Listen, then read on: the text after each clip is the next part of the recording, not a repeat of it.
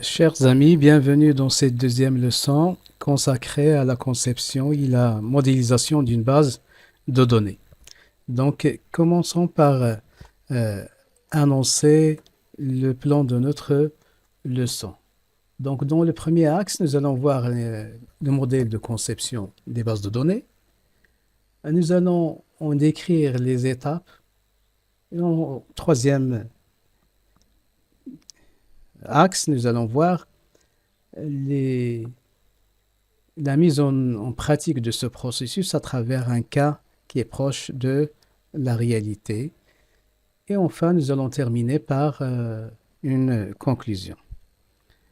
Donc, le modèle de conception. Tout comme la construction d'un bâtiment, dans la modélisation des données, le développement d'un logiciel ou d'une application commence par la fondation. Et le fondement d'une base de données, d'abord, c'est de créer un modèle. Ainsi, la modélisation suit une sorte de scénario divisé fondamentalement en 3 étapes. Il consiste en un modèle théorique pour représenter un schéma de modélisation, pour représenter les grandes caractéristiques de cette base de données. Elle est surtout utilisée dans la phase préliminaire d'un projet pour esquisser le travail qu'il est prévu d'exécuter. La modélisation conceptuelle des données est orchestrée par un architecte de données dont la principale fonction est d'offrir une vue d'ensemble des concepts les plus marquants des données traitées.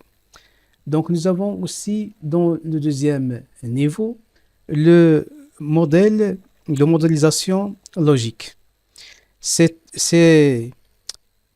une étape où, au-delà du modèle de données conceptuel, à ce stade, on distingue et on détermine les entités, on précise les attributs que nous allons donner à ces entités,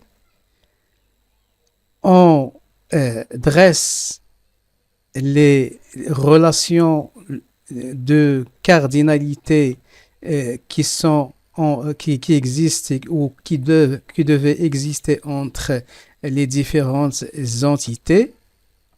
De cette façon, le design en cours de création est plus contextualisé.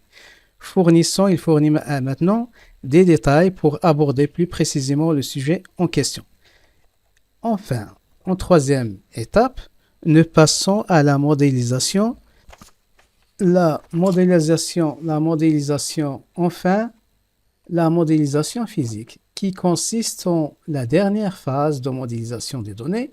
Dans cette partie ou bien dans cette phase, la modélisation des données physiques est produite, guidée par le modèle créé dans la phase conceptuelle et logique. C'est la phase qui touche le côté logiciel.